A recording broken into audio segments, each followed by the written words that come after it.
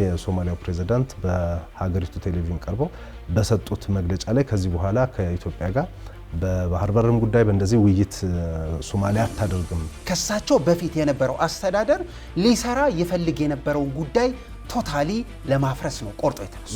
ይሄንን መንገድ ከዚህ በፊትም ሲሄዱበት ነበረ። ግብጽ ሲመላለሱ ነበረ። ወደ አስመራም በተደጋጋሚ ጎራ ሲሉ ተመልክተናቸዋልና አሜሪካ፣ አውሮፓ፣ ራሽያ የደህንነታችን መከላከያ ምን ጀምረው ከሶማሊያ ነው። የሶማሊላንድ መንግስትም በከፍተኛ ሁኔታ በተለይ ቱርክ ማነው ሶማሊያ የሶማሊያው ፕሬዝዳንት ከግብጽ ጋር ያደረጉትን ስምምነት አውግዘዋል። ግብጽንም አርፈ ብትቀመጥ እቺን መስመር ማንም ሀያል ሀገር ይፈልጋታል። እኛ ምን ፈልጋታለን? በሶማሊያ ውስጥ የሀገራችንን ብሔራዊ ጥቅም የሚጻረር ማንኛውም ኃይል እንዲፈጠር ኢትዮጵያ አትፈቅድም። ይሄንንም ለማድረግ ደግሞ ዝግጁ ነን። አሁን ያለው ሶማሊያ በህይወት በስጋ ያቆምነው ደም ህይወት ገብራል።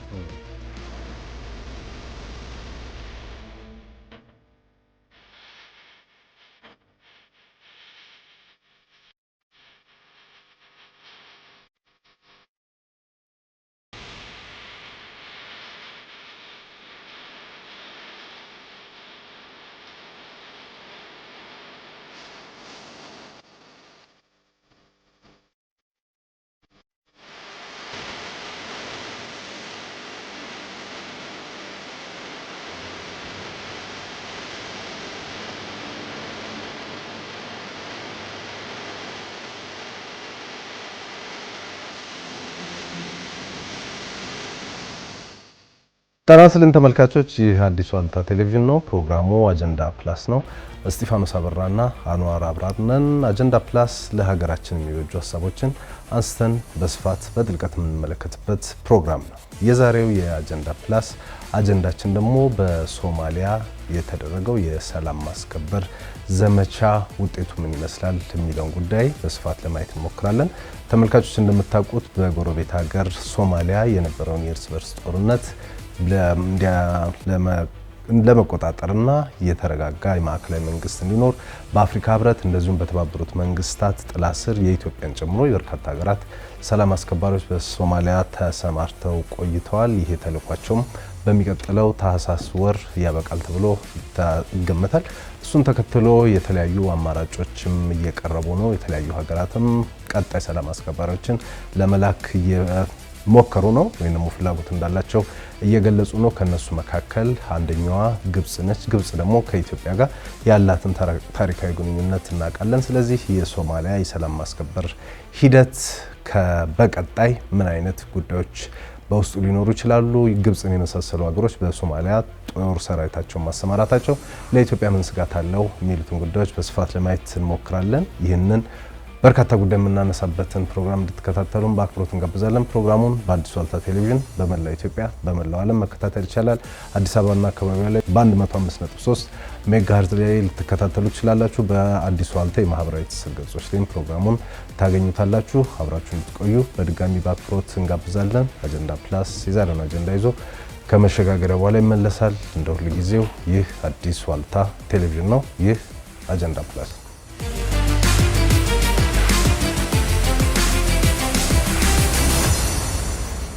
አጀንዳ ፕላስ ተመልሷል። በአዲስ ዋልታ ቴሌቪዥን ላይ የተመለከታችሁን ትገኛላችሁ። የዛሬው የአጀንዳ ፕላስ አጀንዳችን በሶማሊያ ያለው የሰላም ማስከበር ሂደት ምን ውጤቶችን አስገኙ፣ በቀጣይስ ምን አይነት ሁኔታዎች ሊፈጠሩ ይችላሉ የሚለውን ጉዳይ ነው የምናነሳው። አብራችሁ እንድትቆዩ በአክብሮት እንጋብዛለን። እኔም አንዋር እንዴት ነህ? ሰላም እስጢፋኖስ። ሁሉ ሰላም አለን። የሶማሊያ የሰላም ማስከበር ሂደት ወደ 15 ዓመት በላይ የሚጠጋ ጊዜ የቆየ ነው።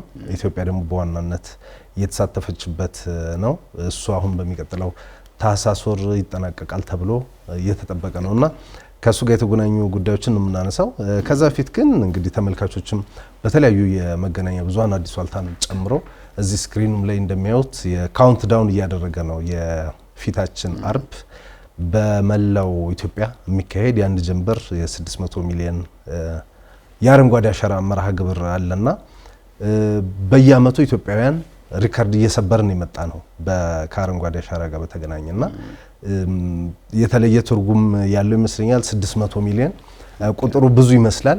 ለኛ ለኢትዮጵያውያን ግን የማይቻል ነገር አይደለም። ምክንያቱም ከ100 ሚሊዮን በላይ ስለሆነን እኛ ኢትዮጵያውያን አንድ እንኳን ይዘን ብንወጣ የማይበቃን ቁጥር እንደው በግማሽ እንኳን 50 ሚሊዮን ሰው እንኳን ቢወጣ አነስተኛ ቁጥር ያለው አረንጓዴ አሻራ ነው የምናሳርፈውና ይሄ እየመጣ ያለው የፊታችን አርብ አምና 500 ሚሊዮን ነበረ። ከዛ ፊት ደግሞ ከዚህ ቁጥር ያነሰ ነበረ። ብቻ ባለፉት 4-5 ዓመታት ብቻ ብዙ ተአምር ሰርተናል እኛ ኢትዮጵያውያን። አሁን ደግሞ ይሄ 600 ሚሊዮን መጥቷል። 600 ሚሊዮን አንስም በጣም ትልቅ ፕሮጀክት ነው። በጣም ብዙ ነገር መስራት እንችላለን። ለኛ በስርዓቱ ካሰብነውና ትንሽ የኮሚትመንት ከጨመርንበት ከዚህ በላይ ማቺቭ መደረግ ይችላል ተብሎ ይታሰባል። ይሄን ሁሉ ለመንሳት ምን ሞክረው እዚህ ጉዳይ ላይ በጣም በተከታታይ ለመስራት የሚሞክረው እንደ ሀገርም እንደ መንግስትም የአየር ንብረት ሲለወጥ ምን ጉዳት ሊያመጣ እንደሚችል የጎፋው አደጋ ጥሩ ምልክት ነው ብለን እናስባለን። ስለዚህ እንዳጠቃላይ ዓለም እንደዚህ ነው የተቸገረ ያለው፣ እኛም እንደዚህ ነው በተከታታይ የምንቸገረው። ስለዚህ በዘላቂነት ረጅሙን ርቀት ተጉዘን መቅረፍ የምንችለው እንደዚህ አይነት ተከታታይ ፕሮጀክቶችን በስርዓቱ ስንሰራ ነው ተብሎ ይታመናል። ሁልጊዜም የነገሮች ውጤታማነት የሚለካው በዘላቂነት ወይ ደግሞ በተከታታይነት መስራት ነው ይባላል አይደል? በዘላቂነት ምንም ነገር ከሰራ ነው ሁሉ ነገር ውጤታማ መሆን ይችላል። የአረንጓዴ አሻራ ጉዳይ ያለፉት ተከታታይ ዓመታት እዚሁ ላይ ነው ያለነው። አመት በመጣ ቁጥር እየጨመርን ስኬት ለመስራት እየሞከርን ያለነው። ዋናውና አልቲሜትሊ ውጤቱን በስጋ የምናየው ውጤቱን በስርዓቱ የምናየው በተከታታይ ሳናቋርጥ ወይ ደግሞ የጀመርነውን ሳንተው መሄድ ስንችል ነው ተብሎ ስለሚታመን ነው እዚህ ጋር የመጣ ነው። ቻይና የአረንጓዴ አሻራን ጉዳይ በዘላቂነት የትውልድ አደራ አድርጋ በዘመን ተሻጋሪ ያደረገችው ወይ ደግሞ ዘመን ተሻግሮ እንዲራመድ አትሊስት የትውልዱ 40 ዓመት ተጠይቋል። ስለዚህ እኛ አሁን ነው የጀመርነው እንደዚህ በተከታታይ ዓመት በስርዓት ለመስራት እየሞከርን ያለነው። ይሄ የአጭር ጊዜ ፕሮጀክት አይደለም፣ በጣም የረጅም ጊዜ ፕሮጀክት ነው። ትውልድ፣ ዜጋ፣ ሀገር ከምግብ አካባቢን ከመጠበቅ ጋር በሙሉ ይያያዛል። እነዚህ ሁሉ ሲጠቀለሉ የዲፕሎማሲም ጉዳይ በውስጡ ያለው ብዙ ነገር የያዘ ነው የአረንጓዴ አሻራ ፕሮጀክት። አይ ቲንክ እዚህ ጉዳይ ላይ ሁላችንም በኃላፊነት መሳተፍ እንዳለብን የሚታወቅ ይመስለኛል። እንግዲህ መሪ ቃሎቹም አሁን የዘንድሮ የምትተክል ሀገር የሚያጸና ትውልድ የሚል ነውና አምና ደግሞ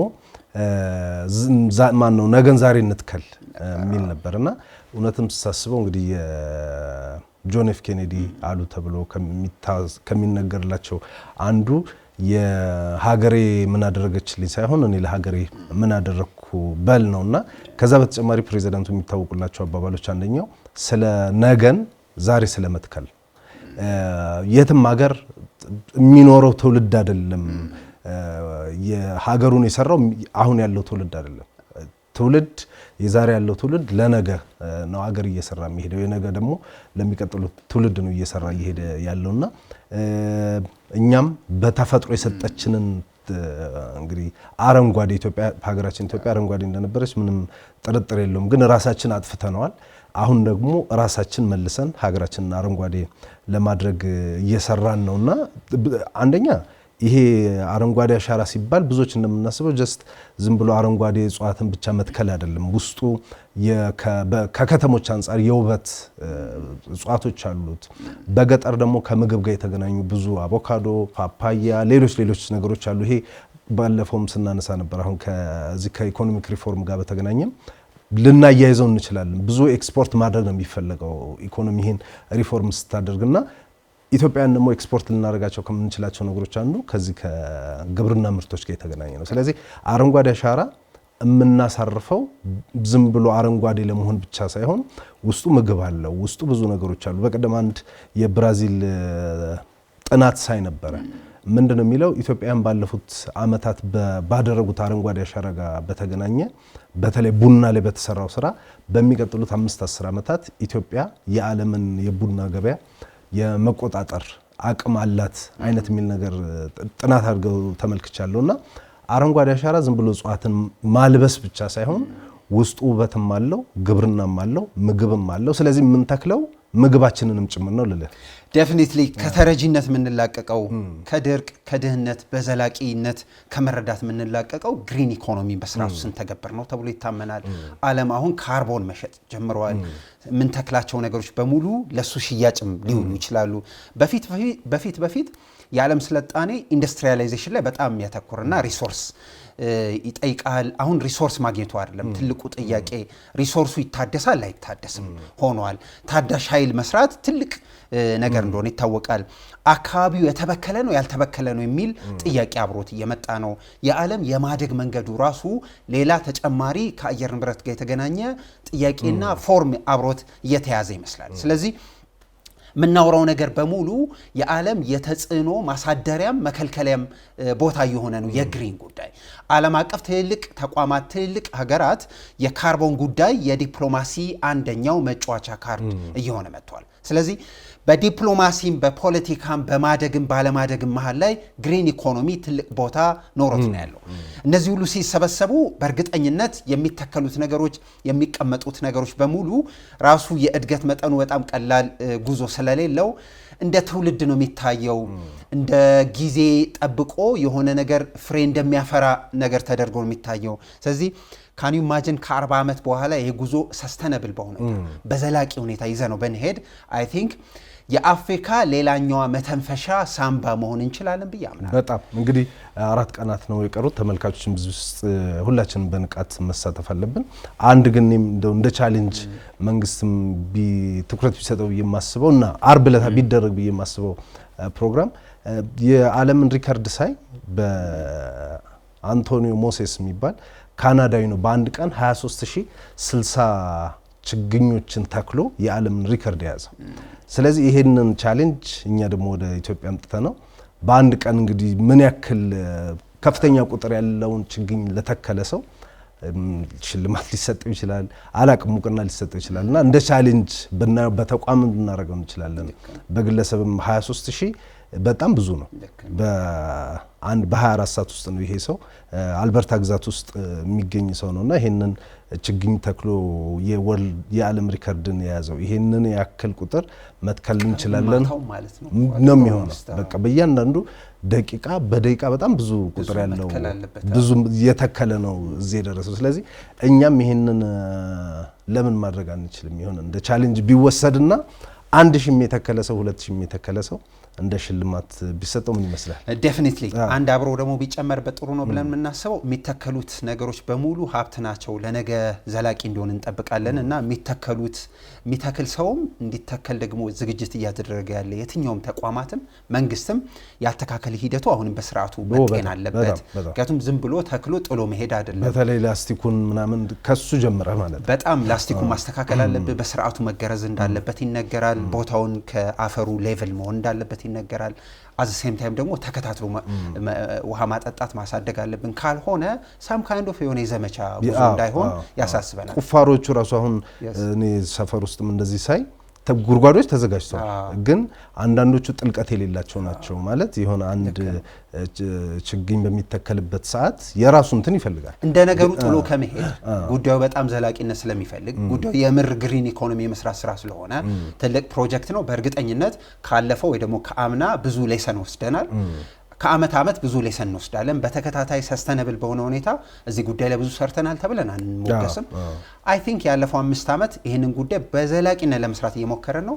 በዘላቂነት ሰርተን ውጤታማ ደግሞ እንዲሆን ከተፈለገ በየአመቱ የሚገጥመንን እንቅፋት እያከምን ካልሄድን ግሪኑ ምን ተክለው ነገር በሙሉ በሚቀጥለው አመት ሌላ በሽታ እንዳይሆን ማሳሰብ አብሮ ደግሞ መንከባከቡ ማምና የተከልከው እሱ ሁሉ አብሮ መታሰብ አለበት። ለማንኛውም በተከታታይ ፕሮግራሞችን እኛም ከዚህ ጋር በተገናኘ ይዘን ለመምጣት እንሞክራለን። አርብ ዕለታም እኛም ወተን እንተክላለን። እንግዲህ ሪከርዱን ደግሞ ልንይዘው እንችላለን። እንኳን ቀድመን ጀምረናል። አንዋር እንግዲህ ተመልካቾች የምትመለከቱት አዲስ ዋልታ ቴሌቪዥን ነው። ፕሮግራሙ አጀንዳ ፕላስ ነው። የሚቀጥለው አርብ የ600 ሚሊዮን የአረንጓዴ አሻራ መርሃ ግብር ይካሄዳል። እሱ መነሻ አድርገን አንዳንድ ሀሳቦችን ስንለዋወጥ ነበረ። እንግዲህ ዛሬ የምናነሳው አንዋር ከሶማሊያ ሰላም ማስከበር ጋር በተገናኘ ነው። ሳምንቱ ወደዛ ከመሄዳችን በፊት ሳምንቱ መጨረሻ ላይ ብዙ ነገሮች ሆነዋል። ምስራቅ አፍሪካ በተለይ ደግሞ ከአፍሪካ ቀንድ ፖለቲካ ጋር በተገናኘ በተለይ የሶማሊያው ፕሬዚዳንት እንግዲህ ባለፈውም ሐሙስ ለታም እኛም በዚሁ በአጀንዳ ፕላስ ላይ ስናነሳው ነበረ ሮብለት ወደ ካይሮ ያመሩት የሶማሊያው ፕሬዚዳንት ከግብጽ ጋር ግብጽና ሶማሊያ ወታደራዊ ስምምነት ተፈራርመው መጥተዋል። ከዛ በፊት ደግሞ በቱርክ አሸማጋይነት የተጀመረ የኢትዮጵያና የሶማሊያ የባህር በር ስምምነት ጉዳይ ላይ ውይይት ነበረ። እሱ ውይይት እንደምናውቀው ከሐምሌ ወር መጀመሪያ ላይ ነበረ የመጀመሪያው በአንካራ የተደረገው። ከዛ በኋላ በነሐሴ ወር መጨረሻ ላይ ይደረጋል ተብሎ ተነግሮ ነበረ። ነገር ግን አስቀድሞ ባለፈው ሳምንት እንደዚሁ ተካሂዶ ነበረ። በሁለቱም የአምባሳደር ታዬ አጽቀሥላሴ የኢትዮጵያ ውጭ ጉዳይ ሚኒስትርም የሶማሊያ ውጭ ጉዳይ ሚኒስትርም የቱርኩ ውጭ ጉዳይ ሚኒስትርም በተገኙበት በተሰጠ መግለጫ በዚህኛውም በሁለተኛውም ዙር ጥሩ ተስፋ ሰጪ ነገሮች አሉ ነበሩ የሚል ነገር ተሰጥቷል። በሶስተኛ ዙርም ለመስከረም ውስጥ ሌላ ሶስተኛ ንግግር ለማድረግ ቀጠሮ ተይዟል የሚል መግለጫ ነበር የተሰጠው። ቅዳሜ ማታ ግን የሶማሊያው ፕሬዚዳንት በሀገሪቱ ቴሌቪዥን ቀርበው በሰጡት መግለጫ ላይ ከዚህ በኋላ ከኢትዮጵያ ጋር በባህር በርም ጉዳይ በእንደዚህ ውይይት ሶማሊያ አታደርግም የሚል መግለጫ ሰጥተዋል። የት ቦታ እንደተባለ በማይታወቅ መልኩም ኢትዮጵያ የሶማሊያን የግዛት አንድነት አልተቀበለችም ወይም ደግሞ ልትቀበል ፍቃደኛ አይደለችም አይነት መግለጫ ሰጥተዋልና የዛኔ እንግዲህ ኢትዮጵያ የባህር በር ጥያቄ ያነሳች ሰሞን የነበረው የእብደት አይነት አካሄድ ውስጥ ያሉ ይመስላል። አሁንም በተለይ ደግሞ ከዚህ ከግብጽ ጋር ከተፈራረሙት ወታደራዊ ስምምነት ጋር በተገናኘም የሆነ አንዳች አይነት የተሳሳተ መንገድ እየሄዱ ያሉ ይመስላል። የሶማሊያው ፕሬዚዳንት ኢትዮጵያ እንደምናስታውሰው የባህር በር ያስፈልገኛል የሚለው ጥያቄ የመጣበት ምክንያት ይታወቃል። በህጋዊና ሰጥቶ መቀበልን መሰረት ያደረገ እንደሆነ ይታወቃል። የማንንም ሀገር ሉዓላዊነት የመጋፋት ፍላጎት ኢትዮጵያ እንደሌላትም ተገልጿልና ኢትዮጵያ ያላለችው ከሌላ አውድ ውስጥ እየመጣ የሶማሊያው ፕሬዚዳንት እየገለጹ ያሉትና ይሄንን መንገድ ከዚህ በፊትም ሲሄዱበት ነበረ። ግብጽ ሲመላለሱ ነበረ። ወደ አስመራም በተደጋጋሚ ጎራ ሲሉ ተመልክተናቸዋልና አሁንም አልነጋገርም የሚል አቋም ይዘዋል። እዚህም አፍሪካ ህብረት ስብሰባ ላይ የመጡ ጊዜ እንደዚሁ የጎረምሳ አይነት ነገር ነው ያየንባቸውና ይሄ ብዙ የሚያስኬድ ይመስላል ወደ ሰላም ማስከበር ሂደቱ ከመሄዳቸው በፊት ቀላል አይደለም። ይኸውልህ የአድዋ ድል ወይ ደግሞ የአድዋ ጦርነት ከመነሳቱ በፊት ብዙዎቻችን የምናነሳው የታሪክ ምሁራንን በተደጋጋሚ ሲያወሩ የምንሰማው የአድዋ ጦርነት መነሻው የውጫሌ ውል ነው ተብሎ ይነሳል። አልቲሜትሊ ግን በጣም ብዙ ባለሙያዎች እዚህ ጉዳይ ላይ ሲያነሱ የአድዋ ጦርነት ሲነሳ ዋነኛ ኮዙ የውጫሌ ውል አይደለም። ጣሊያን ኦልሬዲ ተዘጋጅታ ነው የመጣችው። ያቺ ማለት ምክንያት ነው የሆነችው የሚል ጥያቄ ይነሳል። የሶማሊያው ሼህ መሐሙድ በደንብ ካስተዋልካቸው በደንብ ካያቸው የኢትዮጵያ የባህር በር ጥያቄ አይደለም የሚያሳስባቸው። ሶስተኛ ወገን ጋር ሄደው አውርተው ጨርሰው የመጡት በጣም ረጅም ጉዞ እንዳለ ያስታውቃል። ፎርማጆ ከኢትዮጵያ መንግስትና በቀጠናው ላይ በትብብር በአንድነት በቀጠናዊ ጉዞ ሊሰራ የፈለጋቸውን ጉዳዮች የነበረውን ስታትስ ኮ ለማፍረስ እየተንቀሳቀሰ እንደነበረ ብዙ ምልክቶች አይተናል። የባህር በር ጥያቄ ኢትዮጵያ አነሳችም አላነሳች ጠየቀችም አልጠየቀች ሼህ መሐሙድ ከዚህ ጉዳያቸው ኦፍ ስክሪፕት የሚሆኑ አይመስለኝም። ይሄ ሁሉ አጀቡ መንገዱ ሁሉ አይ ቲንክ አሁን ካቋማቸው ሸብረክ ያለው አይመስለኝም። ለዚህ ነው የኢትዮጵያ መንግስት በደም ካስተዋልከው በጥንቃቄ ነው ነገር ራን ለማድረግ እየሞከርን ያለ ነው። ያን ያህል ከሼህ መሐሙድ ጋር አብረን እያበድን አይደለም። በተለያየ ዳይሬክሽን የሁኔታ ትንተና ለመስራት እየሞከረን ነው። ለዚህ ነው የሳቸው ጉዞ ከሳቸው በፊት የነበረው መንግስት ከሳቸው በፊት የነበረው አስተዳደር ሊሰራ ይፈልግ የነበረውን ጉዳይ ቶታሊ ለማፍረስ ነው ቆርጦ የተነሱት። ያ የፎርማጆ መንግስት ደግሞ እንደምናስታውሰው በኋላ ያቋም ለውጦች ቢኖሩበትም በውስጥም በውጭም ሲደረግበት ከነበረው ጫና አንፃር እንጂ ይሄ ቀጠናዊ ትስስር ዋነኛው ጉዳዩ ነው። እሱ ላይ በጣም ኢንተግሬሽን ላይ ከጎረቤቶች ጋር በደንብ መስራት አለብን የሚል አቋም ነበረው። በትክክል ለዚህ ነው የፎርማጆን ጉዞ በደንብ ካስተዋልከው ሐሳብ ቀይሯል አዲስ አይነት መንገድ ነው የኢትዮጵያ የውጭ ጉዳይ ፖሊሲ ኤክስፖርት ያረግነው በቀዳሚነት ተቀብላ ስራ ለመስራት የሞከረችው ሶማሊያ ይመራው የነበረው አስተዳደር ፎርማጆ አይ ቲንክ እሱ አይነት መንገድ ላይ ነበረ ሐሰን ሼህ መሐሙድ ሲመጣ የኢትዮጵያ የባህር በር ጥያቄ አይደለም ሲያሳስበው ያለው የነበረውን በጣም በስርዓቱ ይሄድ የነበረው የትስስርን መንገድ ስታትስኮ ሀ ብሎ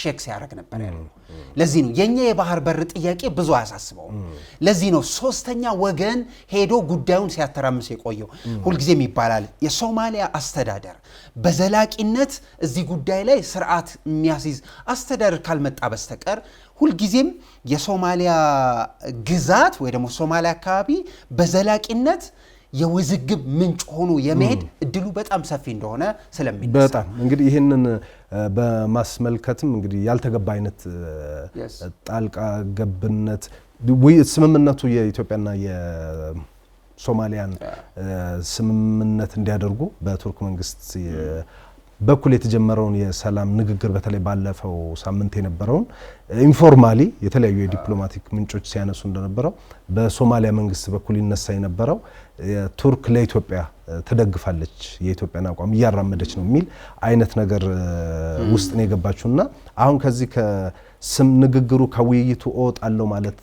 ደግሞ ከኢትዮጵያ ጋር ብቻ አይደለም ችግር ውስጥ የሚከታቸው ፕሬዝዳንቱ ሲመስለኝ ከቱርክ መንግስት ጋር ችግር ውስጥ ይከታቸዋል ቱርክና ሶማሊያ ደግሞ እንደምናስተውሰው ከወራት በፊት የወታደራዊ ስምምነት በተመሳሳይ ፈርመዋል የሶማሊያን የባህር ጠረፎችም የቱርክ ባህር ኃይል እንዲጠብቅ ስምምነት ተደርሷል ቱርክ በሶማሊያ ኢኮኖሚ ውስጥ እንድትገባ የሚመክፈት ነገሮች ነበሩ አሁን የሶማሊያው ፕሬዝዳንት እንግዲህ የጀመሩትን ከቱርክ ጋር ደግሞ የጀመሩትን ነገር ሳይጨርሱ ነው ደግሞ አሁን ወደ ግብጽ ደግሞ ማማተር የጀመሩት እዛም ሄደው በየቦታው ወታደራዊ ስምምነት መፈረም የጀመሩትና ግብጽና ቱርክ ደግሞ ያላቸውን ግንኙነት ምናቀው ነው ከዚህ ከአረብ አብዮት ጀምሮ በተለይ ቱርክ የሙስሊም ብራዘር አባላት ጋር ግንኙነት እንደዚህ በሚል ብቻ የቱርክና የግብጽ ግንኙነት ብዙ ጤናማ አይደለምና አሁንም እኔ ምልህ ካልተነጋገርክ መፍትሄ ልታገኝ አትችልም አልነጋገርም የሚል አቋም ደግሞ ምን አይነት አቋም እንደሆነ አስቸጋሪ ነው አንድ ሁለተኛ ነገር ደግሞ በዛው አያይዘን እንድናነሳው የሶማሊላንድ መንግስትም በከፍተኛ ሁኔታ በተለይ ቱርክ ማነው የሶማሊያው ፕሬዝዳንት ከግብጽ ጋር ያደረጉትን ስምምነት አውግዘዋል ግብጽንም አርፈ ብትቀመጥ ወደ አፍሪካ ቀንድ በተለይ ወደ ሶማሊያ የምትመጣበት ምንም ምክንያት የለም ምክንያቱም ግብጽ ልታከናውናቸው ሰላም ወዳድ ከሆነች ልትሰራቸው የሚገቡ ብዙ ስራዎች አሉ ጎረቤቶቿ ብዙ ሊቢያ ውስጥ ብዙ ትርምስ አለ ሱዳን ውስጥ ብዙ ትርምስ አለ የጋዛ ደግሞ የራፋ ድንበርን የምናውቀው ነውና ግብጾች ዘግተው በሚሊዮን የሚቆጠሩ የጋዛ ነዋሪዎች ስቃይ ውስጥ ናቸውና አሻግራ ግብጽ መታ ከሶማሊያ ጋር ስምምነት የምታደርግበት ምክንያት ለሌላ ነው አላማው ስለዚህ የግብጽን ወደ ሶማሌ መምጣት እንቃወማለን የሚል ነገር አንስተዋል የሶማሌላንዱም ፕሬዝዳንት ብዙ የሶማሌ ግዛቶችም ይሄንን ነገር እየተቃወሙ ያሉ ይመስላል የግላቸው ለብቻቸው የሚያደርጉት የግላቸው ፍላጎት ነው ማለት ነው ቀላል ነገር አይደለም ባለፈው በግብጽ ጉዳይ በጣም ሰፋ ያለ ነገር ለማንሳት ሞክረናል አሁን ወደ ሶማሊያ ነው የምንመጣው ሁሉን ነገር ያያያዝን ነው ካልሄድን የቀጠናው መልክ በደንብ ስለማይታየን ነው ዋነኛ የኢትዮጵያ የብሔራዊ ደህንነት ስጋት የሚመነጨው ከሶማሊያ አካባቢ እንደሆነ በተደጋጋሚ አንስተናል ሁለተኛ ኢትዮጵያ የህልውናዋን ጉዳይ መከላከል የምትጀምረው ከሶማሊያ በጣም ብዙ ሽብር የሚፈለፈልበት እንደሆነ ይታወቅ ስለነበር ሁለተኛ በኢትዮጵያና በሶማሊያ መካከል የሚደረግ የትኛውም ግንኙነት በጣም ውስብስብ ነው ለምን መሰለ ከሱዳን ጋር ከሌላ ከጅቡቲ ጋር ስታረግ መንግስት ከመንግስት ጋር መጣው ሶማሊያ ጋር ስትመጣ እንደሱ አይደለም ከነበረው ካለው መንግስት በላይ ሶስተኛውን ወገን ወይ ደግሞ ሶስተኛውን አገር የማግኘት የመገናኘት ግዴታ ውስጥ ነው የምትገባው እነዚህ ሁሉ ሲሰበሰቡ ዋነኛ የኢትዮጵያ ትኩረት ሶማሊያ የሆነባቸው ሁለት ምክንያቶች ላንሳል አንደኛው በጣም ከባዱና በጣም ትልቁ ጥያቄ ይሆናል ተብሎ የሚታመነው ሶማሊያ ስትራቴጂካሊ አስፈላጊ ሀገር ነች ለኢትዮጵያም ለቀጠናውም ለሃያሉ ነው ለዚህ ነው ወደ ቀይ ባህር መግቢያ ወደ የህንድ ውቅያኖስ ደግሞ መውጫ ተደርጋ ትታሰባለች። እቺን መስመር ማንም ሀያል ሀገር ይፈልጋታል፣ እኛ ምን ፈልጋታለን። ሁለተኛ ግብጽ በጣም በቀዳሚነት የኔ የህልውናዬና የደህንነት መከላከል መጀመሪያው ከሶማሊያ ነው ትላለች። የመካከለኛው ምስራቅ ሀገራት የደህንነታችን ማረጋገጫና የደህንነታችን መጠበቂያ የሚነሳው ከሶማሊያ ነው ይላል። አሜሪካ፣ አውሮፓ፣ ራሽያ የደህንነታችን መከላከያ የምንጀምረው ከሶማሊያ ነው ይላል። እኛ በቅርብ ርቀት ሆነን እኛ ድንበር ተጋርተን የደህንነታችንን ጉዳይ የማስከበር ኃላፊነት እኛ ጋር ነው። ለዚህ ነው ፊልድ ማርሻል ብርሃኑ ጁላ እንዳሉት 10 ዓመት እዛ የቆየ ነው። አሁን የምትለው ሐሰን ሼህ ማህሙድ ይቅርብኝ አይቅርብኝ ልደራደር አልደራደር የሚለው ግብ ውስጥ የገቡት መንግስት አለኝ የሚሉት ሀገር አለኝ የሚሉትን አሁን ያለው ሶማሊያ በህይወት በስጋ ያቆምነው ደም ህይወት ገብረን ነው። ኤሊት ግሩፕ የሆነውን ወታደሮቻችንን አቆይተን ገብረን ነው እዚህ ጋር የመጣ ነው። አሁን ቆሞ የሚያወሩበት ሶማሊያ ሀገር እኛ በስርዓቱ በትልቅ ሮል ደግፈን ያቆምነው ሀገር ነው። ኦል ኦፍ ሰደን እንደሚበተን ጉሊት ተነስ ውጣ ልትለው አትችልም። በጣም ውስብስብ ነው። ለዚህ ነው እሱ ላይ በደንብ መታሰብ ያለበት ይመስለኛል። ሁለተኛ እዚህ ጉዳይ ላይ አንድ በጣም በተደጋጋሚ የሚነሳው የታላቋ ሶማሊያ ቢልዲንግ ነው። አንድ በቀጭኑ የምንመዘው የሐሰን ሼህ ማህሙድ እነዚህ ሁሉ ትርምስ ውስጥ ከመግባታቸው በፊት መጀመሪያ የሀገራቸውን ህገ መንግስት እነዛን ፌደራል ስቴት ትተው ራሳቸውን ያደሱት ያኔ ፑንትላንድን ጨምሮ ኖ ይሄ ነገር ልክ አይደለም ብለው መውጣት የጀመሩ ነው። የዚህ ጉዳይ የዚህ የህገ መንግስቱን በለው አንድ የሚባለውን ጉዳይም በለው ሁሉን ነገር አራማጅና አምጪ የግብጽ የመጀመሪያው ፖለቲካል ስትራቴጂያቸው እንደሆነ ለዘመናት ብዙ ነገር ያተታለለ ነው። በጣም እንግዲህ ቅድም እንዳልከው በኋላም እናነሳዋለን የፊልድ ማርሻል ብርሃኑን ሐሳብ። እንግዲህ በኢትዮጵያ በሰላም ማስከበር ታሪክ ብዙ ታሪክ የሰራች ሀገር ነች። ከኮሪያ ጀምሮ አፍሪካን ብዙ ሀገሮች ውስጥ በሰላም ማስከባሪነት ተሳትፋለች። ረጅሙ ሊባል የሚችለው ግን ከሶማሊያ ጋር በተገናኘ ያለው ነው።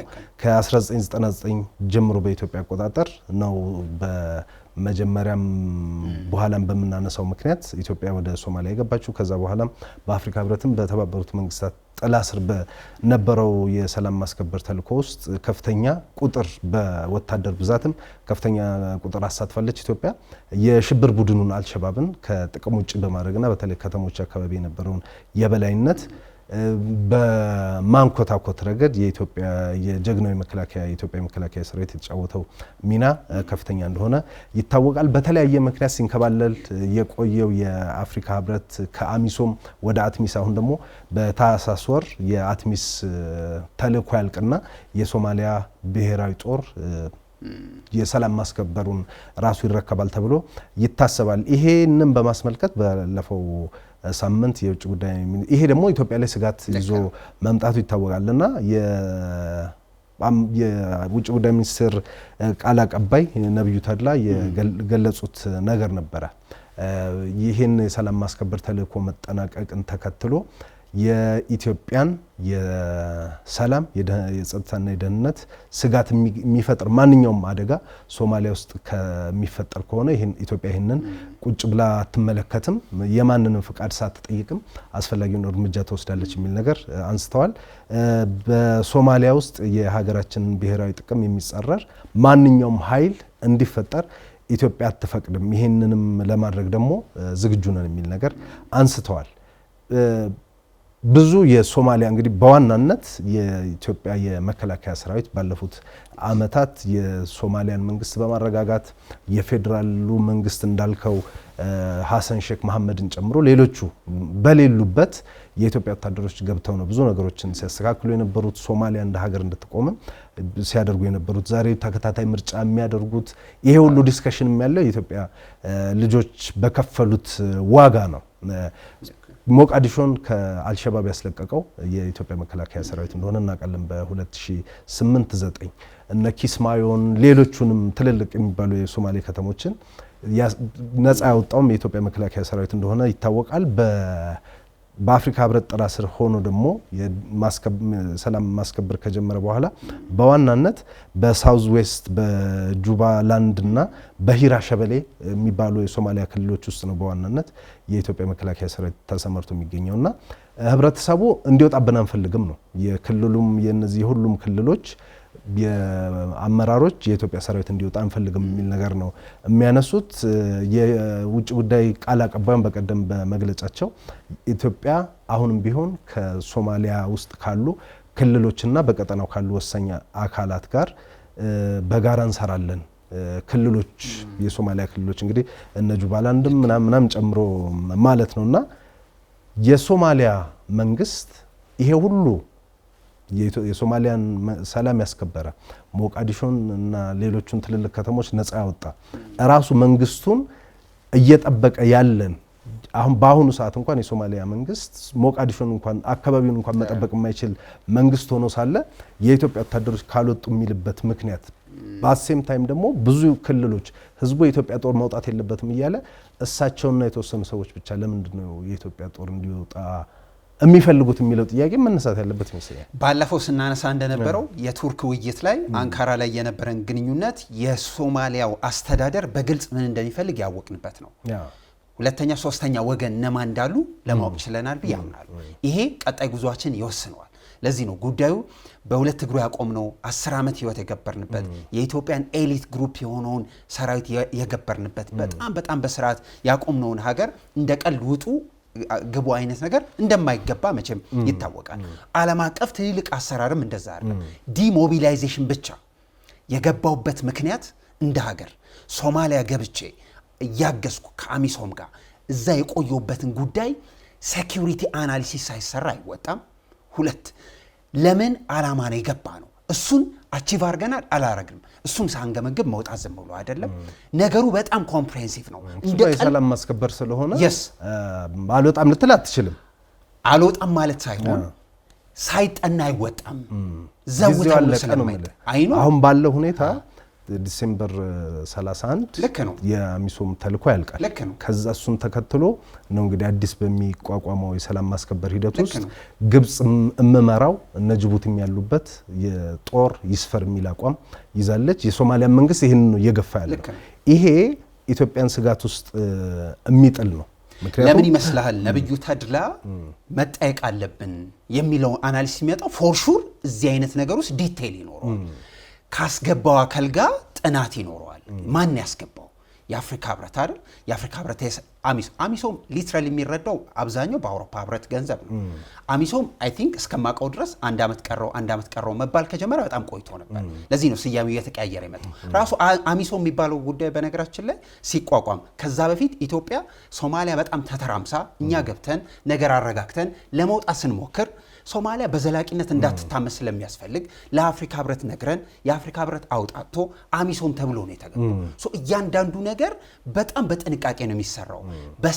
በሐሰን ሻህ ማህሙድ እንቅስቃሴና ፍላጎትና ጉልበት ፈጣን ነገር አይሆንም። ለዚህ ነው በጥንቃቄ የሚታየው። እንደ ሀገርም ምን ጠይቀው ሳንጠየቅ መሄድ እንደሌለብን በቀደም አምባሳደሩ በደንብ አስረድተው እሱ ላይ በጣም ዱዌል እናደርጋለን ብዬ አምናለሁ።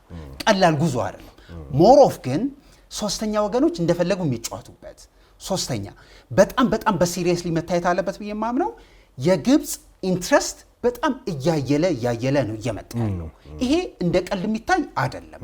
በሶማሊያ እንቅስቃሴ ውስጥ በደንብ እናስተውሳለን። ሶማሊያ ውስጥ እርስ በራሳቸው በጣም የሚፈላለጉ ወይ ደግሞ የሚገፋፉ ርዕዮተ ዓለሞች የሚራመድበት አካባቢ እንደሆነ ይነገራል። ካፒታሊዝም፣ ሶሻሊዝም፣ አረባዊነት፣ ኢስላሚስት ሁሉም ያለበት እዚህ አካባቢ ነው። እኛ ደግሞ በቅርብ ርቀት ነው ያለነው። እያንዳንዱ ነገር በአይናችን ብሌን ነው በስርዓቱ እየተከታተልን ያለነው ብዬ አምናለሁ። እነዚህ ሁሉ ሲሰበሰቡ ኦኬ ምን ስንሰራ ከረምን ነው አይደል? ምንድነው ይሄ ሁሉ አመት የሰራ ነው? እሱን ለኢትዮጵያውያንም ለሶማሊያውያንም መንገድ በጣም ጠቃሚ ስለሆነ ነው። በቀደም ፊልድ ማርሻል ብርሃኑ ጁላ ሲያነሷቸው ምን እየሰራን እንደነበረ አይ ቲንክ በስርዓቱ ገለጥለጥ ያደረገ ይመስለኛል። በጣም ብዙ ስራ ነው ለመስራት የሞከርነው። ሁለት ሶስቱን ነገር ብቻ ልጥቀስና አንደኛው ስቴቱን ሀገረ መንግስቱን እንዳይፈርስ በጣም ትልቅ ሮል ነበረን። በገደምዳም ያነሱት እሱ ነው። ሀገሩን ሰላም ማድረግ ስቴቱን ማስቀጠል አንደኛው ሮል ነበር እሱ የተሳካልን ይመስለኛል ሁለተኛው ሶማሊያ አልነሰም በዛ ሉዓላዊ ግዛት የነች የምትላቸውን ሰባቱን ጨምሮ ማለት ነው እነሱን አስከኖ አያይዞ ምንም አይነት ኬዎስ ሳይፈጠር በስርዓቱ እንዲሄድ አግዘናል ያምናል አራተኛ ጠቅላላ ሶማሊያውያን ጭራሽ አገር አልባ ሆነው እንዳይበተኑ ያገዘን ይመስለኛል ይሄ ቀላል ጉዞ አይደለም አለመበተን ስቴት ማቆም ሉዓላዊ ብለው የሚያስቡትን ነገር በስርዓቱ ማገዝ እንደ ሀገር የመጣንበት መንገድ በጣም ረጅምና ውስብስብ ነው ይሄንን ማሳወቅ መንገር በጣም ያስፈልገናል ይሄን ሁሉ ስናረግ ፕራዮርሊ የኛን ኢንትረስት ጠብቀናል at the same time ደግሞ mutually የነሱንም ሰላም አምጥተናል ሁለቱንም ለማምጣት ግን የኢትዮጵያ መከላከያ ሰራዊት በጣም ሂውጅ ሮል ነበረው በያምናል በጣም ይሄ ደግሞ የሆነው ለምንድነው ትንሽ የሶማሊያን የሰላም ማስከበር ታሪክን ብቻ ሳይሆን እንደምናውቀው በ1983 ነው የዚያድ ባሬ መንግስት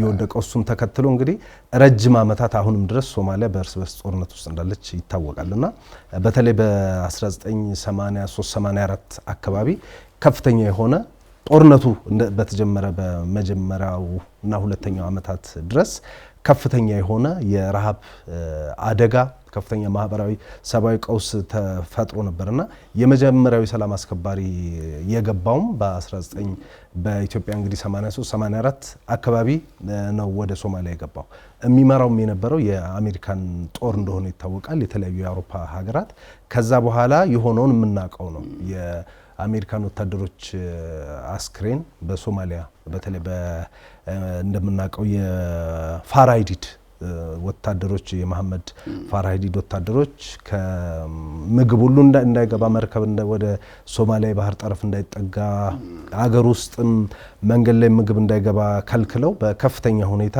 የሰባዊ ቀውስ ሊፈጠር የቻለበት በመቶ ሺዎች የሚቆጠሩ ህፃናት ጭምር ህይወታቸውን ያጡበት ሁኔታዎች ነበሩ ስለዚህ ይሄንን ሰላም እናስከብራለን ብለው የገቡ አሜሪካኖች እንኳን ከአቅማቸው በላይ ሆኖ ትተው እንደወጡ እናስታውሳለን ሁለተኛው የሰላም አስከባሪ ለማስገባት ደግሞ የተሞከረው በ1995 በ1993 እንደሆነ ይታወቃል እንደ አውሮፓውያን አቆጣጠር የዛንም የተለያዩ የአውሮፓ ሀገራትም የተሳተፉበት ነበረ ነገር ግን እሱን ማኔጅ ማድረግ አቅቷቸው ብዙዎቹ የተባበሩት መንግስታት ሚሽኖች የተቋረጡበት አጋጣሚ እንደነበረ ይታወቃል ከ1995 ጀምሮ እስከ 2006 ዓ.ም ደግሞ በሰላም አስከባሪ ሳይኖር በርስ በርስ ጦርነት ሶማሊያውያን ብዙ መከራ ሳይሆን እንደነበር እናስታውሳለን 2006 ላይ ነው እንደ አውሮፓውያን አቆጣጠር የእስልምና ምንድነው የኢስላሚክ ኮርት ወይም ደግሞ የእስላማዊ ፍርድ ቤቶች ህብረት የሚባለው ኃይል በተለይ ደቡብ የሶማሊያ ክፍል መቆጣጠር የጀመረው ከዛ በኋላም ከእስልምናም ህግ ውጭ በሆነ መልኩ ኢትዮጵያ ላይ ጂሃድ አውጀናል የሚል እንቅስቃሴ ውስጥ መግባታቸውን ተከትሎ ነው የኢትዮጵያ መንግስት በወቅቱ ወደ ሶማሊያ የገባው ከገባ በኋላም ቅድም እንዳልኩት የሞቃዲሾን ጨምሮ ነኪስማዮን ጨምሮ ባይዶዋን ጨምሮ ትልልቅ የሚባሉ የእስላሚክ ኮርቱ ምንድነው ዋና መቆጣጠሪያ የነበሩትን ቦታዎች ነፃ አውጥቷል የእስላሚክ ኮርት ፍርድ ቤቶች ህብረት ፕሬዝዳንት የሆኑት ዳሂራ ወይስም ሸሽተው ወደ ኤርትራ ሄዱበት ሁኔታዎች እንደተፈጠሩ ይታወቃል ከዛ በኋላ ነው አልሸባብ የተፈጠረው አልሸባብንም በመምታት ረገድ ትልቁን ሚና የተጫወተችው ኢትዮጵያ እንደሆነች ይታወቃል እንግዲህ በ2008 ኢስላሚክ ዩኒየን ኮርትን በመደገፍ በማስታጠቅ ደግሞ በጣም የምትታወቀው ግብጽ ነች ከኤርትራ ጋርም ግንኙነት እንግዲህ ዳይራ ወይስም ወደዛ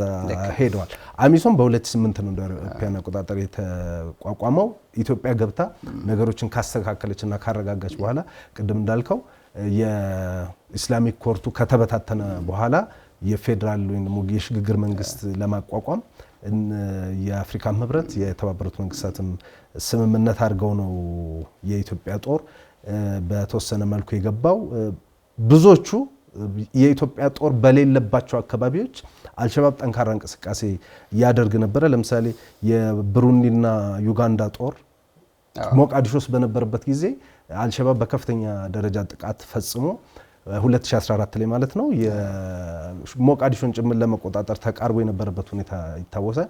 ከዛ የኢትዮጵያ ጦር ሲመጣ ነው እንግዲህ አልሸባብ የሚበታተነው። በ2022 የአሚሶም ወደ አትሚስ ተቀየረ። አሁን ደግሞ እሱ ተጠናቆ እንግዲህ የኢትዮጵያ ጦር በተወሰነ ደረጃ ከሶማሊያ መውጣት የጀመረበት ሁኔታም ተፈጥሯል። በቀደም የአንድ ሻለቃ የሚሆን ጦር ወደ ኢትዮጵያ ሶማሌ ክልል ሸበሌ ዞን ፈርፈር ወረዳ ተመልሷልና በጣም የገረመኝ 368 ኪሎ ሜትር በእግር ነው ተጓጉዘው የመጡትና የኢትዮጵያ ጦር በሶማሊያ ማረጋጋቱ ብቻ አይደለም፣ የፌደራል መንግስቱ እንዲጠናከር ማድረጉ ብቻ አይደለም፣ ሶማሊያ እንደ ሀገር ማህበረሰቡም እንደ ማህበረሰብ ጸንቶ እንዲቆም በማድረግ ረገድ ብዙ ዋጋ ከፍሏል፣ ብዙ አስተዋጽኦ አድርጓል። ሌሎቹ እና አሜሪካ የአውሮፓ ትልልቅ ሀገራት እንኳን ማድረግ ያልቻሉትን ሶማሊያን አሜሪካ ትታን የወጣችው በ93ቱ የሰላም ማስከበር በ95ቱም ትልልቅ እነ እንግሊዝም እነ ፈረንሳይም ትተው ነው የወጡት። የአፍሪካም የብሩንዲም የኬንያም ሁሉም ትተው የወጡትን ሀገር ማረጋጋት የቻለው የኢትዮጵያ መከላከያ ሰራዊት ነውና አሁን ሲመለስ የጀግና አቀባበል በሚደረግበት ሰዓት እንግዲህ ፊልድ ማርሻል ብርሃኑ ንግግር አድርጓልና ምን አነሱ የሚለውን እናየው። በጣም በርካታ ነገር ነው ሲያነሱ የነበረው። ቀደም ብለ የጠቃቀስካቸው ነገሮች አሉ። እኛም የተወሰነ ቀደም መግቢያች ላይ ለማንሳት ሞክረናል። ብዙ አመት ነው ቆይተናል እዛ፣ ህይወት ተገብሯል። የሀገረ መንግስቱን በስርዓቱ አቆመናል። ለህዝቡም በጣም ትልቅ አለኝታ እንደነበረ ይታወቃል። እነዚህ ሁሉ ሲሰበሰቡ ሶማሊያ ላይ የነበረን ውሎ ወይ ደግሞ ቆይታ በጣም ሁለት ቤዚክ ነገር ያሳካ ነው ብዬ አምናለሁ። ለራሳቸው ለሶማሊያ ለስቴቱም ለኢትዮጵያም ጥሩ ቅድመ መከላከያ የሰራንበት ጊዜ እንደነበረ ይነሳል። ሁለተኛ ወዳጅን በስርዓቱ የመለመልንበት ጊዜ ነው። በጣም እነማን ወዳጅ እነማን ጠላት ምናምን የሚለውን በደንብ ያወቅንበት ጊዜ ነው ብዬ አምናለሁ። እነዚህ ሁሉ ሲጠቀለሉ አይ ቲንክ አንዳንዱን ነገር መለስ ብሎ ማሰብ በጣም ያስፈልጋል።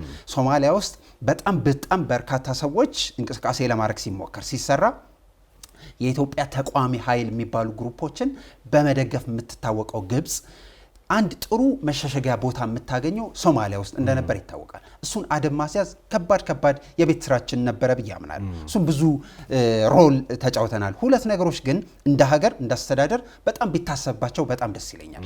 አንደኛው አሁን ያለው የሶማሊያው አስተዳደር የነ ሐሰን ሼህ ማህሙድ መንግስት አስተዳደሩ ጠቅላላ ከነሱ ጋር ያለን ግንኙነት ኢኮኖሚክ ትስስራችን መልሰን ማጤን ያለብን ይመስለኛል። ምክንያቱም እኛ ባመረትነው ከስክስ ጫማ ልንረገጥ አይገባን። እኛ ባመረትነው መሳሪያ ሊሆን አይችልም።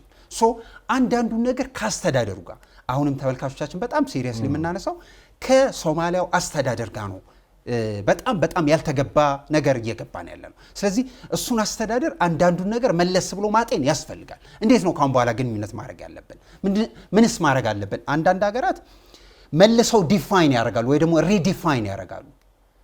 አሁን ያለው የሶማሊያ አስተዳደር ጠላት ነው ወዳጅ ነው? ይህን መልሰው ዲፋይን ያደርጋሉ በራሳቸው። ምክንያቱም በጣም ፕሬዠሩን እየሳበ ያለው ፕሬዠር ኢንተርናሽናል ነው፣ ግብፅን ነው። እንደሱ ከሆነ እኛ አነሰን በዛ በብዙ መስዋዕትነት ፊልድ ማርሻሉ እንዳሉት ያቆየነውን ሀገርና ቀጠና ወዳልተፈለገ ትርምስ ውስጥ ይከታል። ስለዚህ አንዳንዱን ነገር በደንብ እናጤነዋለን ብዬ አምናለሁ። ግን እንዲሁ ለማስተዋወስ ያህል ነው ይህን የምናነሳው። ሁለተኛው እንደ ዜጋ እንደ ኢትዮጵያዊ የምንቃወመውና ማንቃወመው ጉዳዮች እንዳሉ በደንብ መታሰብ አለበት። የት ነው የምንቃወመው? ምንድነው የምንቃወመው? አንዳንዱ ጥያቄዎች ለምሳሌ ቀጠናዊ ጉዳይ ሲመጣ እንደዚህ አይነት ሀገር ለሀገር የሚደረግ ግንኙነት ላይ ተቃዋሚ ግሩፕ ወይ ደግሞ ኢንፍሉዌንሻል የሆነ ግሩፕ አይ ቲንክ ሮሉ የሚታየው በዚህ ጊዜ ይመስለኛል። ኢትዮጵያዊ ነህ አይደለም፣ መቼ ነው የምትታየው? እንደዚህ አይነት በጣም ትልቁ ጊዜ ይመስለኛል። ስለዚህ በጥንቃቄ አጀንዳ ፕላስም ላይ ደጋግመን የምናነሳው ቀጠናው ጂኦፖለቲክሱ ቶሎ ይቀያየራል። መገመት እየተቻለ አይደለም። እኛ እንኳን ለዘመናት ያቆየነውን ሀገር ለዘመናት በሁለት እግሩ ረግጦ እንዲሄድ ያቆየነውን መንግስት አላስፈላጊ ኮንቨርሴሽን ውስጥ እየገባን ነው። ለዚህ ነው አንዳንዱን ነገር መለስ ብለን ለማንሳት እየሞከርን ያለነው። ስለዚህ ፊልድ ማርሻል ብርሃኑ ጁላ ያነሷቸው በጣም ብዙ ዘርዘር ያሉ ጉዳዮች አሉ ብዬ አምናለሁ። በእነዚህ ሁሉ ጉዳዮች ውስጥ ግን አይ ቲንክ ሶስት ነገር ያሳካን ይመስለኛል። አንደኛ የደህንነት የሚባለውን ነገር በጣም በስርዓቱ ያሳካ ነው ያምናለሁ። ሁለተኛው የዲፕሎማሲ ጉዳያችንን በደንብ ሰርተናል ያምናለሁ። ምክንያቱም ይሄኛው አስተዳደር ከመምጣቱ በፊት የነበረው አስተዳደር አነሰን በዛ ፕራዮርሊ ይዘን እየተራመድን የነበረው የቀጠናዊ ትስስር ጉዳይ አይ ቲንክ እየተገዛ ነበር ብዬ አስባለሁ። እነዚህ ነገሮች ቀስ ብለው ለቀጠናው ቀስ ብሎ ለዓለሙ ጥሩ ኤግዛምፕል ተደርጎ ይታሰባል። ቀደም ብለህ ስታነሳው ነበር የአሜሪካ መንግስታት እዚህ ቀጠና ላይ ገብተው በስርዓቱ ፈንክሽናል ሆኖ ያልወጡበት ቤዚክና ፋውንዴሽናል ምክንያት ብዬ የማምነው እኛ ከነሱና ከሀያላኑ በላይ ሶማሊያ እናቃታለን። እኛ ብዙ ሮል አለን። እኛ ብዙ መስዋዕት ከፍለናል። ስለዚህ በዚህ ሁሉ ጉዞ ውስጥ ሌሰን ለርንድ ነበረን አለን። እሱን ተጠቅመን ነው ቀጠናውንም ሶማሊያንም ወደ ተሻለ ምዕራፍ ለማሳለፍ የምንሞክረው ነው። አዎ እንግዲህ እውነት ነው። አሁን ያልካቸውን ጨምሮ ፊልድ ማርሻል ብርሃኑ እንግዲህ በዚህ በአንድ ሻለቃ ጦር ነው የመጣው። ቅድም እንዳልነው ከ368 ኪሎ ሜትር በላይ በእግር ተጉዞ ነው የኢትዮጵያን ሙሉ ትጥቃቸውን ይዘው በሶማሌ ክልል የተገኙትና እንግዲህ ፊልድ ማርሻሉ የእንኳን ደህና መጣህ የሚል የጀግና አቀባበል ካደረጉ በኋላ የኢትዮጵያ ጦር በሶማሌ በነበረው የሰላም ማስከበር እንቅስቃሴ ውስጥ ግዳጁን በብቃት መወጣቱን አንስተዋል። የኢትዮጵያ ጦር በአትሚስ ብቻ ሳይሆን በአሚሶምም ከዛ በፊት በነበረው ሁኔታም ዋጋ እንደከፈለም አንስተዋል። ዋጋ የከፈልነው ደግሞ ለወንድም ለሆነው የሶማሌ ሕዝብ ነው። ይህንን ነገር አሁን ማጠናከር እንቀጥላለን የሚል ነገር አንስተዋል። የሶማሊያ መንግስት እንዲጠናከር ሶማሊያ መንግስት የሚባለው ነገር እንዲኖር የተጫወትነውን ሚና አሁንም በአጠናክረን እንቀጥላለን የሚል ነገር አንስተዋል። በግዳጅ አፈጻጸሙን በነገራችን ላይ በአሚሶምም በአትሚስ እንቅስቃሴ ውስጥ በነበረበት ሁኔታ ላይ የኢትዮጵያ መከላከያ ሰራዊት በነበረባቸው አካባቢዎች ቅድም እንዳልነው በሶማሊያ የክልል መንግስታት ብቻ ሳይሆን በደቡብ ምዕራብ በጁባላንድና በሂራ ሸበሌ አስተዳደሮችና ማህበረሰቡ ብቻ ሳይሆን ሽልማትና አክብሮት ያለው ራሱ በአፍሪካ ህብረትም በተባበሩት መንግስታት የሰላም ማስከበር እንቅስቃሴም የኢትዮጵያ ወታደሮች ሁሉ ጊዜ በብቃት አፈጻጸም ተሸላሚዎች እንደሆኑ ነው።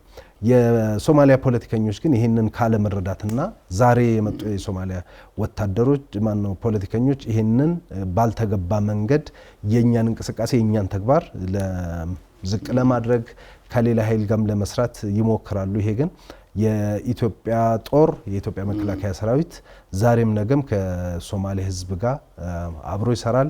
የሶማሌን ህዝብም ከኢትዮጵያ ጋር ማየት የሚፈልገው በኢኮኖሚም በሌሎች ነገሮችም ተጠናክሮ ማየት ነው። ተሳስሮ ወይም ኢንተግሬት አድርጎ ማየት ነው የምንፈልገው የሚል ነገር አንስተዋል ፊልድ ማርሻል ብርሃኑ። ከዛ በተጨማሪም ይሄ በቀጣይም በምናደርጋቸው እንቅስቃሴዎች እስከዛሬም ባደረግናቸው እንቅስቃሴዎች የከፈልነው ዋጋ ለሶማሌ ህዝብ እንደ ስጦታ ወይም ደግሞ ለሶማሌ ህዝብ ያለንን አክብሮት የሚገልጽ ነው ብለዋልና እውነትም ቅድም እንዳልነው የአሜሪካን ጦር ያልቻለውን ሌሎቹ ዘመናዊ በእንትን ውስጥ የሆኑት ኃይሎች እንኳን ያልቻሉትን የሶማሊያን ማረጋጋት የቻለው የኢትዮጵያ ጦር ነው። በጣም ብዙ ጊዜ በነገራችን ላይ ሶማሊያን በብዙ መልኩ አሸማግላለሁ የሚል ብዙ ኃይል ዓለም ላይ በተደጋጋሚ መጥቷል። እናስታውሳለን አርታ የሚባለው ጅቡቲ ይመራው ነበር። ከዛ በኋላ ኬንያ መጣች። ከዛ የካይሮ ፕሮሰስ ይባል ነበር። የካይሮ ፕሮሰስ ዋነኛው ግቡ ኢትዮጵያ የጀመረችውን ሁልጊዜም ባለሙያዎች ያነሱታል የሰላም ድርድር ጉዞ ማደናቀፍ እንደሆነ ይነሳል። በጣም ብዙ ሀገሮች ሊያደራድሩ ሰላም ሊያመጡ ብዙ ሀገሮች መጥተዋል። ብቸኛና በጣም በብቸኝነት እስከዛሬ ቆየ ነው የኢትዮጵያ የማደራደርም የሰላም ማምጣትም ጉዞ እንደሆነ ላንሳለ ብዬ። እውነት ነው። እንግዲህ አምባሳደር ነብዩን ያነሱትን ሐሳብ እያጠቃለልን እንድንመጣ ቀጣይ የሚኖረው ከአትሚስ በኋላ የሚኖረው ይሄ ማለት እንግዲህ ከታሳስ በኋላ ማለት ነው የሚኖረው የሰላም ማስከበር ሂደት በጣም በጥንቃቄና በተረጋጋ መልኩ ሊታይ ይገባል የሚል ነገር አንስተዋል። በተለይ ደግሞ አልሸባብ በአሁኑ ሰዓት በከፍተኛ ሁኔታ እየተጠናከረ የመጣበትና ከህዝቡ በተለያየ አካባቢ ካለው ህዝብ በዘረፈው ሀብት ድሮን ጭምር እስከመታጠቅ የደረሰበት ሁኔታ ስላለ ይሄ ለኢትዮጵያ ስጋት የሚሆንበት ሁኔታዎች አሉ። እዚህ አዲሱ የሰላም ማስከበር ሂደት ውስጥ የሚሳተፉ ኃይሎች አንደኛ የአልሸባብን የጥፋት መንገድ በትክክል የተረዱ መሆን መቻል አለባቸው።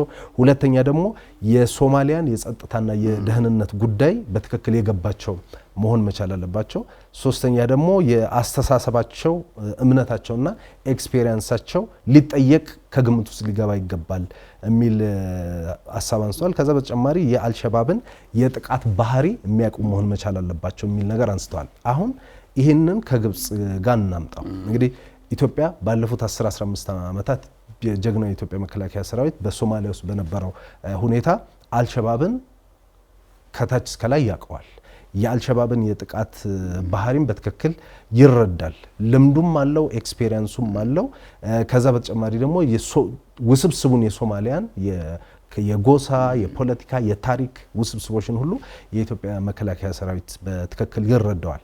ግብጽ ስለ አልሸባብ የጥቃት ታክቲኮች የግብጽ ወታደር የሚያውቅ አይመስለኝም።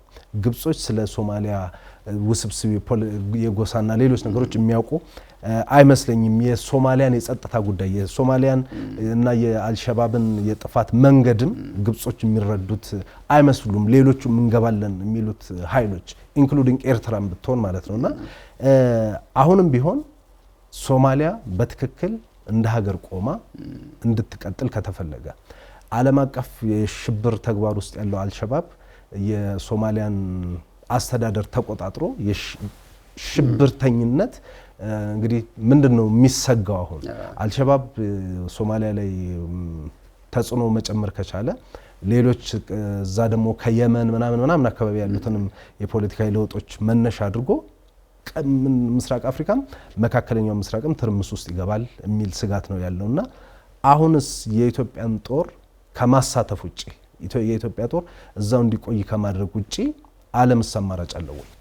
ሁልጊዜም የሶማሊያ መንግስት አልባ ለመሆን ዳር ሲል ሁልጊዜም ሶማሊያ ውስጥ የውስጥ ችግሩ በጣም ያደገ ሲመጣ ፕራዮሪሊ ይደረደሩ የነበሩት ትልልቅ ዓለምንም አህጉሩንም ቀጠናን የሚያተራምሱ ግሩፖች ናቸው።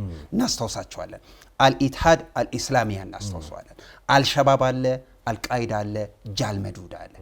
እነዚህ ሁሉ የባህር ኃይል የባህር ንግድ የሚባለው ነገር በዛ መጠን ሲታወቅ ዓለም ሁሉ ይጠብቅ የነበረው የኢትዮጵያን ሰራዊት ይሄንን አደብ ያስይዛል የሚል እምነት ስላለ ነው ብያምናል። ምክንያቱም እነሱ ሞክረውት ያልሰሩት እኛ በደንብ የገባን ስትራቴጂካሊ በደህንነትም በቀጠናውም በስርዓቱ ያመጣ ነው እኛ ነው ብያምናል። ለምሳሌ ቀደም ብዬ ለማንሳት ሞክሬያለሁ።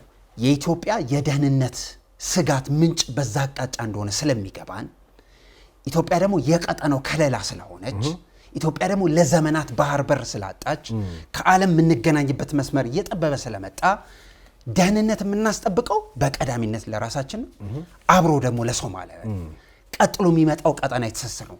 ይሄ የውጭ ጉዳይ ፖሊሲ ትሪክል ዳውን ኢፌክታችን እንደሱ ስለማመን ነው።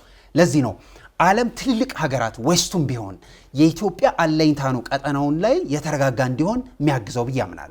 ለዚህ ነው አይ ቲንክ እነዚህ ሁሉ ነገሮች ሲጠቀለሉ እነዚህ ሁሉ ሲሰበሰቡ ሁለት ሶስት ነገሮች ላይ ያርፋሉ። አንደኛው የኢትዮጵያ መንግስት ባህር በር የማግኘት መንገዱን አያቆምም። በየትኛውም አቅጣጫ የባህር በር ማግኛ መንገዱን በፍጹም ሚስ አያረግም። ምክንያቱም ከዓለም ጋር መገናኘት አለብን። ጅቡቲ ለምን መሰለ በጣም አስፈላጊ የምትሆነው ወደ ህንድ ውቅያኖስ ስለሚያዳርሰን ነው። ወደ ህንድ ውቅያኖስ ገባህ ማለት ዓለም አቀፍ መንገድን ያቀነዋል ተብሎ ስለሚታመን በርበራ ላይ ስቲክ አድርገን ለመስራት የምንሞክረው ወደ ህንድ ውቅያኖስ ያስገባናል ብለን ስለምናመን አንዳንዱን ነገር እንዲሁ በቀልድ አይደለም የምንወስደው። ሁሉ ነገር የተገናኘ ነው። ለኢትዮጵያ የህልውና መስመር ብለን የምናምነው ወደ ዓለም አቀፍ መስመር የሚያስገባንን ውሃ ፍለጋ አናቆምም። ይህን ሁሉ ሲሆን ግን ሁለት መሰረታዊ ነገር ነው ያለው። አንደኛው ትብብር ነው፣ ሁለተኛ ሰላማዊ መንገድ ነው። እነዚህን ነገሮች የምናደርገው ፕራዮርሊ ቀጠናዊ ትስስራችንን ስናጠናክር ነው። ድንበር የማይጋሩን ነገር ግን ስትራቴጂካሊ ረጅም ዘመን ወዳጅ ያልነበሩ ሀገሮች ሲመጡ ግን እጃችንን አጣጥፈን አንቀመጥም። የሁኔታ ጥንተና ጥያቄ ማንሳታችን አይቀርም፣ ልክ አምባሳደር ነብዩ እንዳነሱት። ለዚህ ነው በሁሉም አቅጣጫ በየትኞቹም ጉዳዮች ላይ ቅርቃር ውስጥ መግባት አንፈልግም፣ ምንችል አይመስለኝም። ጅቡቲን ስትራቴጂካሊ የማያቋርጥ ጓደኝነታችን ይቀጥላል፣ ወዳጅነታችን መሄዱ አይቀርም። ሁለተኛው በየመን በኩል የሚመጣ የትኛውን ፔን ያሳስበናል፣ የሁኔታ ትንተና ይሰራበታል ብዬ አምናለሁ።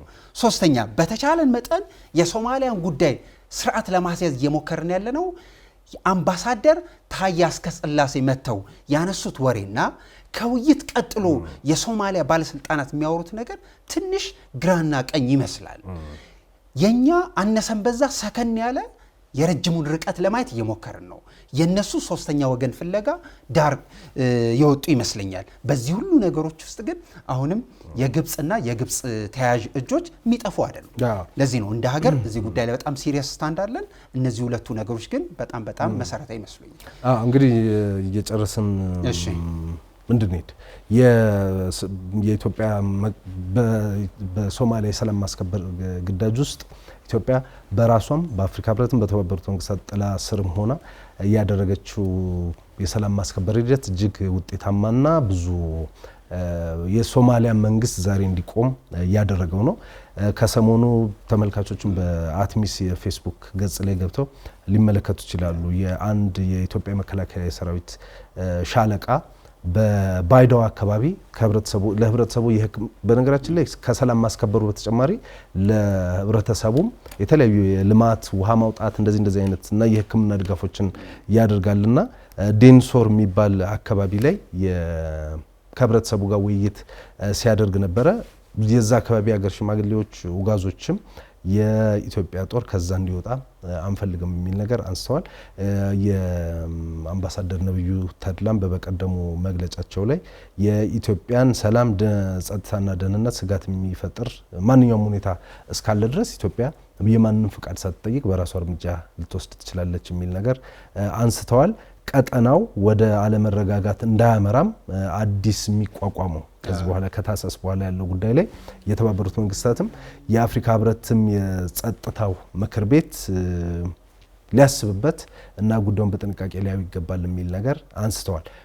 ስለዚህ እሱ ላይ ዓለምም ትኩረት ሊሰጠው ይገባል። ምክንያቱም ቅድም እንደተባለ ግብጽ ወደዚህ የምትመጣበት ምክንያት ጀስት ሰላም ማስከበር እንዳልሆነ ግልጽ ነው። ሰላም ማስከበር የሰብአዊነት ጉዳይ ቢሆን እዛው አካባቢ ብዙ ሀገሮች ብዙ ቦታዎች ችግሮች እንዳሉ ይታወቃልና አሁን ግብጾች ወደዚህ የሚመጡት በቀጥታ ከኢትዮጵያ ጋር የተገናኘ ኢሹ እንደሆነ ይታወቃል። እሱን ታሳቢ በማድረግ ደግሞ የኢትዮጵያ መንግስት የራሱ ዝግጅትም ይኖረዋል። ስለዚህ ይሄ ጉዳይ በጣም በጥንቃቄ ሊታይ የሚገባው ነው። እኛ ኢትዮጵያውያንም ይህንን ነገር በጣም በትኩረት ልናየው፣ አንድነታችንን ህብረታችንን ልናጠናክር ይገባል ብዬ አስባለሁ። በጣም ቆንጆ ሀሳብ ይመስለኛል። በጣም ብዙ ኃላፊነት አለብን ብዬ አምናለሁ። አንዳንዱን ጉዳይ ለምሳሌ የማክሮ ኢኮኖሚክ ማሻሻያ ጉዳይ ሲነሳና ሲወጣ በጣም ብዙ ተቃውሞ ላይ ያሉ ተጽዕኖ ፈጣሪ ግለሰቦች በሚገርም ሁኔታ አደገኛ አስተያየቶች ሲሰጡ እናስተውሳለን። ጥሩ ነው፣ በድጋፍም በተቃውሞም ሲመጣ። ይሄ ግን እዚህ ገጽ ላይ ግን ተመሳሳይ ገጽ ላይ እንቆማለን ብዬ እጠብቃለሁ። መለያየት የለብን። ዴፊኒትሊ ሁሉም ተቃዋሚ ነኝ የሚል ኢንፍሉዌንሻል ተጽዕኖ ፈጣሪ የሚል የማህበረሰብ መሪ የሚሆን እዚህ ጉዳይ ላይ እየመጣ ያለው ነገር በጣም አደገኛ ነው። ተቃዋሚ ሆነ የሶማሊያን አጀንዳ ይዘ የግብፅን ሀሳብና ገንዘብ ይዘ ኢትዮጵያን መምራት የሚችል ፓርቲና መንግስት መሆን የሚቻል አይመስለኝም። እሱ ዘመን ያበቃ ይመስለኛል። ስለዚህ እዚህ ጉዳይ ላይ በስርዓቱ ካላጤንን፣ እዚህ ጉዳይ ላይ ተመሳሳይ ገጽ ላይ ካልሰራን ቀጥሎ የሚመጣብን ጥያቄ ኢትዮጵያዊ ናችሁ አይደላችሁ ወደሚል ነው ብያ። ስለዚህ ሁሉም እንደሱ አይነት ጥያቄ እንዳንጠየቅ ብንሰራ ጥሩ ነው። እውነት ነው። ከብሔራዊ ጥቅማችን ጎን ሁላችንም ልንቆም ይገባል ነው። ሌላው ደግሞ የብሔራዊ ጥቅም እንግዲህ የአርቡ የ600 ሚሊዮን የአረንጓዴ አሻራ ጉዳይ ነው። ስለዚህ ተመልካቾች እሱንም እንድታስታውሱት አርብ የት ነው? እዛው ሜዳ ላይ አረንጓዴ አሻራ ተከታታይ ነገሮች ይወጣሉ። በእርግጠኝነት መገናኛ ብዙሃን ቢከታተሉ ጥሩ ነው ብዬ አምናለሁ። ተጀምሯል ማለት ይቻላል አንዳንድ ቦታ ላይ። በይፋ ግን በአንድ ገጽ ላይ እንድንቆም አንደኛው ዘላቂውን ፕሮብሌም የምንፈታው በዚህ መልኩ። ስለዚህ ተመልካቾች ለሱም ዝግጅት እያደረግን ለአርብ ሁላችንም ወጥተን አረንጓዴ አሻራችንን የምናሳርፍበትን ፕሮግራም በዚሁ ለማስታወስ ነው። ለማንኛውም አብራችሁን ስለቆያችሁ እናመሰግናለን። ስትከታተሉ የቆያችሁት አዲስ ዋልታ ቴሌቪዥን አጀንዳ ፕላስ ፕሮግራምን ነው። የሶማሊያ ወቅታዊ ትኩሳት ምን ይመስላል፣ የሰላም ማስከበር ሂደቱስ ምን ውጤት ተገኘበት የሚለውን ጉዳይ ነበረ ስናነሳ የነበር ነው። ተመልካቾች አብራችሁን ስለቆያችሁ እናመሰግናለን። አጀንዳ ፕላስ በሚቀጥለው ጊዜ እንደዚሁ ሌላ ወቅታዊ ጉዳይ ይዞ ይመለሳል። ተመልካቾች እስከዛው ያላችሁበት መልካም ጊዜ የምንመኘው እስጢፋኖስ አበራና አንዋር አብራርነን በያላችሁበት መልካም ጊዜ ይሁንላችሁ።